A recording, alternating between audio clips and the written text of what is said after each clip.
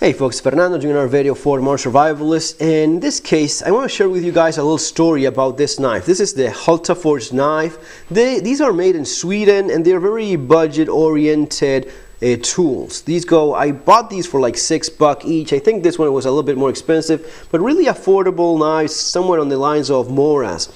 Now, what happened recently is that I needed a knife for a school project for my son. He needed to do one of these lemon batteries, and we needed to do a few pieces of copper like so. So I hammered them down and used one of the knives as a chisel to cut through the metal and make these smaller pieces.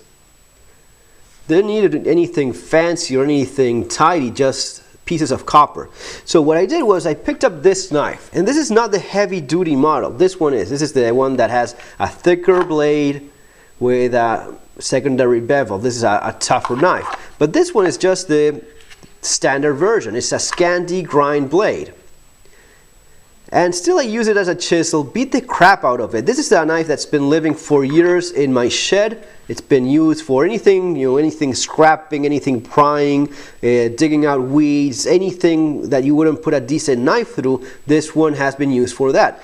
And it has been left outside, it has rusted time and again, just with a little bit of steel wool, cleaning it up, a couple of drops of oil, and that's all the care it has received. So after using it as a chisel to cut through several of these pieces of metal, I was expecting to see considerable damage.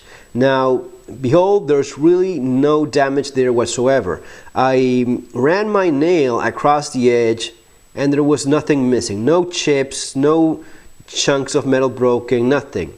And that just says a lot about how well made this knife is. It's just throwing out the window many of these preconceived ideas that a survival knife should be certain things. Should have a very fancy, expensive, premium steels. Not the case. This is SK5, somewhat similar to 1080 steel. The trick is that it's properly heat treated. They do a great job in Hultafors in heat treating this knife, and that's how it has performed just beautifully well. Also about the narrow tang. How many times have you heard that a survival knife should have a full tang? Well, this isn't a full tang. It's not even going all the way. It's a narrow tang about going this far, give or take. And it's still as tough as any knife you could possibly think of. There's another narrow tang knife, the Glock knife, also narrow tang, still as sturdy as any knife you could possibly hope for.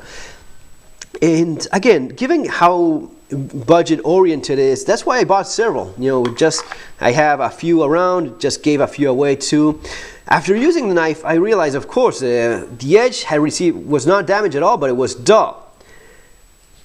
I just picked up a piece of used sandpaper, 400 grit, wrapped it around this box of bits, like so, put a drop of spit in that spot, worked on the edge.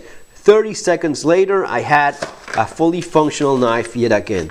It's not super sharp, but it's definitely sharp enough. It's actually razor sharp, if you can believe that. 30 seconds later, with a drop of spit and some used sandpaper, the knife is already working. This is what you want in a hard used knife, in a tool that you're going to be using for cutting, for prying, for beating, without worrying about this knife breaking. There's knives that cost way more than this that would have snapped in half if I had hammered on the spine with a hammer against a piece of metal, using it as a chisel like I did.